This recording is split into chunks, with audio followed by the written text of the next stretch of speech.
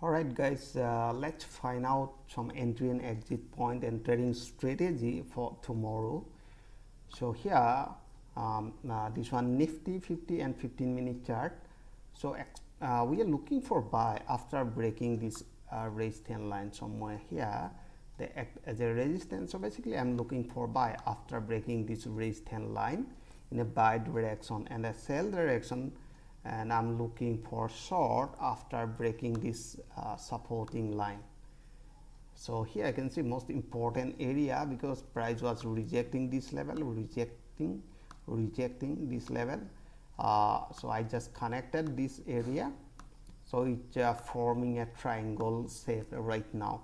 So in between this range I don't want to take any position, but basically I'll apply breakout trading strategy after breaking the level of 15,800. This is important level.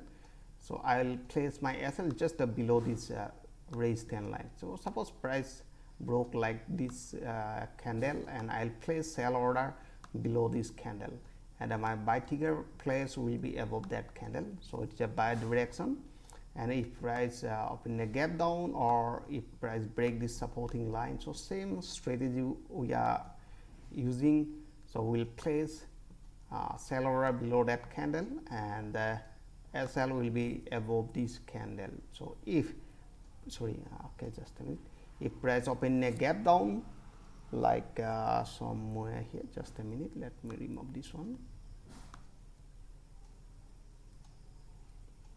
Just a minute. Okay, all right. So suppose price open a gap down, so I'll wait for a pullback near this supporting line. It will act as a resistance at the level of 15,700. okay, so means 100 point in between this range 15,800 to 15,700. it's no trading zone. So basically I don't want to enter in this area.